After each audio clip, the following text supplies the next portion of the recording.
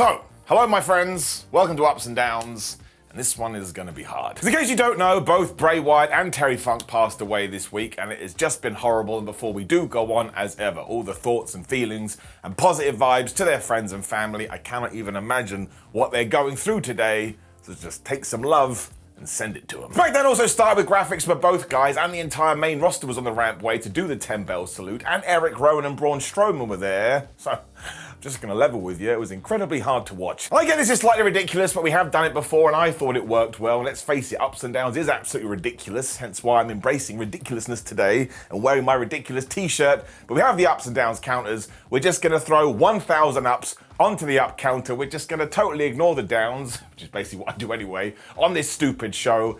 And we shall just use the next 20 minutes or so to pay tribute to Bray Wyatt, to pay tribute to Terry Funk, and maybe also use this as a little bit of a platform to just try and be a bit nicer today. Also, never forget that wrestling is meant to be a distraction when times do get hard, which ties in here.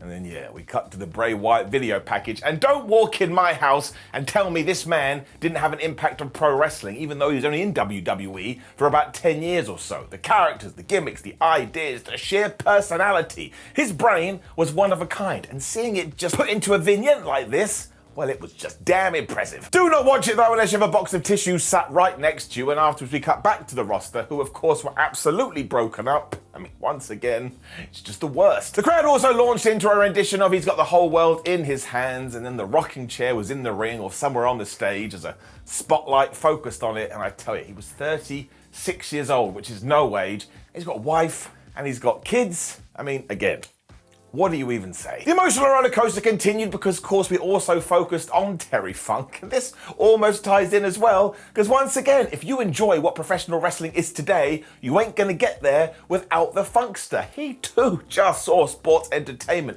in the most unique fashion, and he always evolved, and he never got caught up in the past. I mean, I'm just repeating myself, but it's true, he was one of a kind. Michael Cole kind of compared all this as well, and he did a fantastic job, and then he said, right, from this point on, WWE is here to entertain you, so that's what we're going to do. So again, just to go back to what I said, it's the whole point of wrestling. You have a sad day, you put on this absolute ludicrous sport, and you just have a good time. Let's try and remember it. We also got into our first match, and it was a non-title one because it was the US champion Rey Mysterio taking on Grayson Waller. It's pretty good. As ever, this entire episode was a bit like, oh man, try and spot the Bray tributes, because Rey Mysterio did do that senton that Wyatt used to do. And then he followed it up with a badass tornado DDT. As it does feel like the right time to give people their flowers too, let's never forget that Rey Mysterio is just one of the greatest ever. And just when he was about to hit 619, Austin Theory's music hit. Because no wrestler can ever enter a ring unless, of course, somebody does push play, but thankfully Rey does have friends, so Santos Escobar must have also been stood behind the curtain going, man, I tell you, if that Austin turns up, I'm gonna go out there and I'm gonna whoop him. And he did. This then allowed Rey to finally hit the 619, and he got the big old splash for the 1, 2, 3. And look, I know that Grayson Waller has been losing a lot recently, but especially today, I do not care. I mean, he's got star written all over him regardless. He's going to the top. Very coolly, we then got a video reminding us all about how the Wyatt family started. And once again, I was just kind of rocking and rolling around because this whole thing was ahead of its damn time. But it's such a shame that now we'll never be able to return to it, because just watching these clips, it's so nuanced and it's so deep. Let's face it, sometimes in wrestling, you don't really get that, and it's more smudged up in your face. Once again, it's just another massive tick for what Bray Wyatt brought. We also got reminded that John Cena is going to be on SmackDown next week, which is totally crazy. When we got into some of the tributes from the current WWE superstars, once again, I was just on the floor. I mean, how the hell do you even deal with this? How do you go to work? Once again, just go hug and kiss your loved ones today. What it's about. Cole also then announced that the main event for the evening was going to be LA Knight versus Finn Balor, which was also absolutely badass, because LA Knight was of course Bray Wyatt's last feud that happened at the Royal Rumble, and in terms of the Fiend debuting, well, he took on Balor. And actually, later on in the main event, they reminded you, we never saw Bray Wyatt versus the demon version of Finn Balor. Actually, now that we're never gonna get it, that's quite sad too. We then continued some of our stories in the most respectful way, in the sense you could tell that everything was just stripped back a little bit, because we were in the back, we were talking to Damage Control, and Bayley essentially said, listen, Io Sky, she is the women's champion, and she's gonna be the women's champion for a long ass time. I was like, yeah, until you screw her, Bayley. You just know it's coming. It also did lead to Sky versus Zelina Vega, and the championship was on the line. The part of me was like, you know what? Let's just flip the belt and have a good time. Of course, we didn't do that. They too just had a good match. We also then got another video for the Fiend, and it had a QR code on the screen, which I thought was a really nice touch. And look, it was said that Bray was actually quite close to returning to TV, and you just know he would have had an idea for all of this. I mean, he always did. That's the whole point. That's why he was a damn genius. I'm sure that Vince McMahon could have walked up to him and said, "Oh, Bray Wyatt, you got to go out there and play chess with an elephant." He'd be like, "Ha ha, that sounds great." I mean, what a wonderful way to approach life. Otherwise, Vega was doing her Street Fighter legacy proud because she just ran at Io Sky to begin this.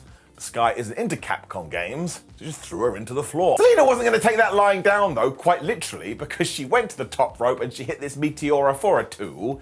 I don't know why Michael Cole enjoyed this so much, but he absolutely exploded. That guy loves a Meteora. She also wanted to follow up with a Code Red, but Io was able to reverse that because I suppose she had more MP. Then all of a sudden, Vega did come back with a Code Red, and she probably had the damn thing won. But Io is a smart wrestler and she rolled outside. Similarly, Zelina did follow her though, so Io was like, well, that was dumb. And she threw her into the ring post, she put her back in the squared circle, she hit the moonsault, and she got the 1, 2, 3. And here are my big 2 takeaways. Io Sky is a tremendous wrestler, and we should do lots with her. But also, 2, we should do more with Zelina Vega, because when she gets rocking and rolling, she is very fun to watch. She's also super tiny, so it's very easy to believe, oh my gosh, she's in jeopardy. Right after this, who came out to the damn ring? Cody flipping Rhodes. Now, it sounds ridiculous to say because you can't attribute grief to anybody. You have no idea what they're going through. But when it does come to this evening, Cody obviously has a relationship with Terry Funk given who his dad was, but also Bray Wyatt was one of his peers.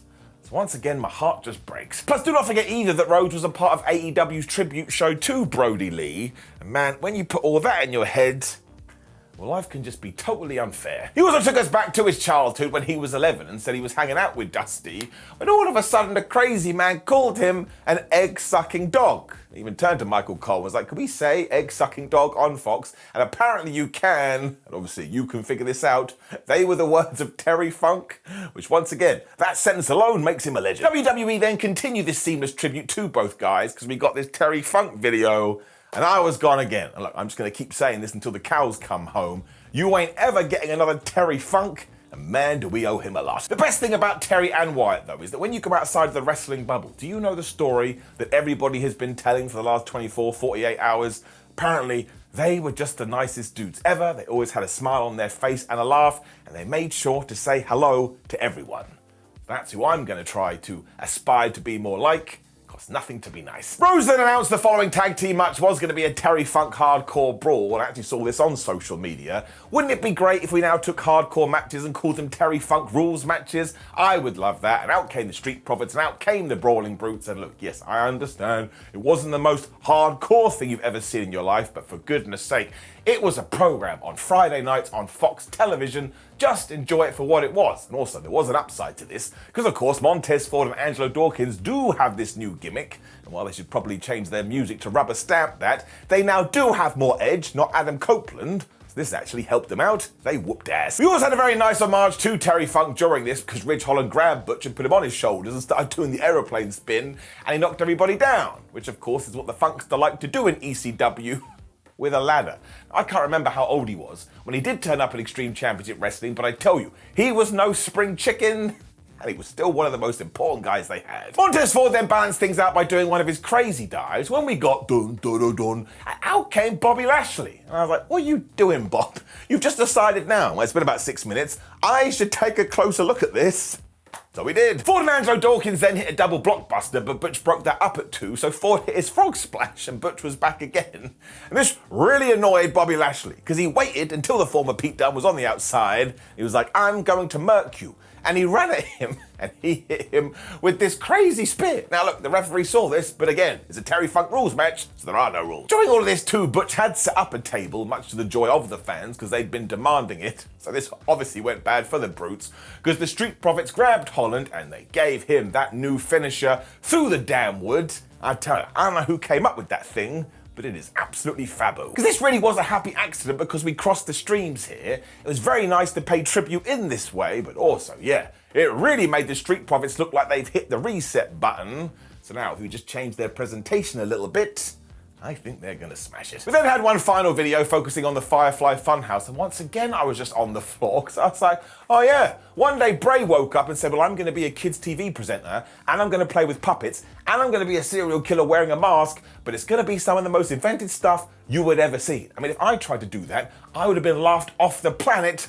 When it comes to Wyatt, once again, he could just make anything work.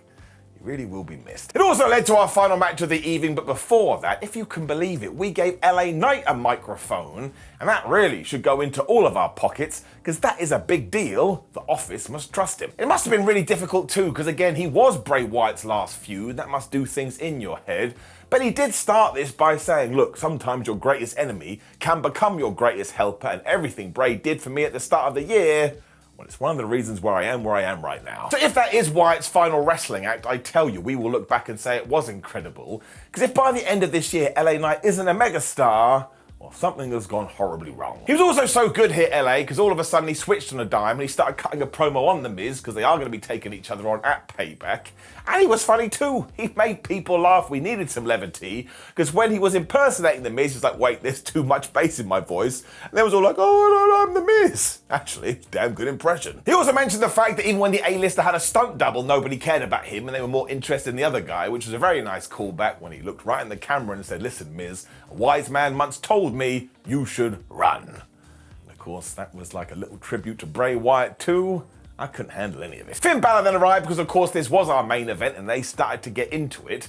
Even though Knight had a good start here, all of a sudden we cut to the commercial break, and when we came back, Finn was in control. So as ever, we're gonna have to make our own mind up what happened here, but this one is nice and easy. I like to think they hugged, they shook hands, they gave each other a kiss, they decided, you know what, it's your turn, Finn Balor. Now you can beat me up, and LA Knight very willingly got punched in the face. There's not much to talk about here either, because like I say, they just did put on a good old grappling thingamajig, and eventually LA Knight did that ridiculous thing where he jumps up to the top rope, he gave Finn Balor the superplex, he hit the blunt force trauma for the 1, 2, 3, and I should also point out Finn had gone for the coup de grace before this, and totally missed, and look, I get it, man. Some people are like, oh, I can't believe Finn Balor lost again. It really doesn't matter. Who the flub cares about wins or losses on this night? But also, LA Knight got a W in the victory column, so you should be more than happy about that. Afterwards, just to ensure that we did walk away from this emotional wreck, we had this incredible camera shot where the lantern was in the ring, and somehow you had this silhouette of Bray Wyatt that looked like he was stood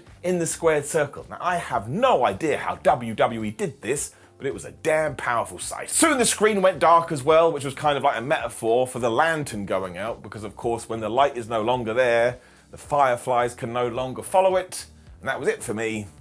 It just had to go for a bit of a walk. So it was a super nice send-off all around, and I'm just going to tell you once again, I can't get my head around any of this. Not in my wildest dreams did I ever think that I'd wake up on a random Friday, see that Bray Wyatt had passed away. So once again, I'm just going to get on my stupid high horse. You can get annoyed with me, that's perfectly fine, and remind you, make sure you hug your loved ones, make sure you tell them you do love them. Just try and be nice and try not to sweat the small stuff. Because when this does happen, I tell you, man, none of it actually matters. I do hope that all you guys are doing all right as well, because of course this does affect us as fans too. And let's just do the right thing now by keeping Bray Wyatt's memory alive as long as we possibly can. He left his mark.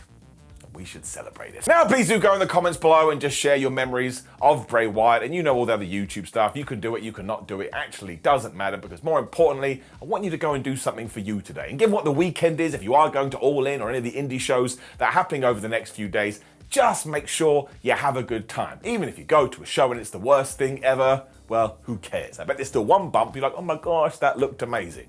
Take care of yourselves. Make sure you put a smile on your face. Thank you as always for supporting me. I will see you soon.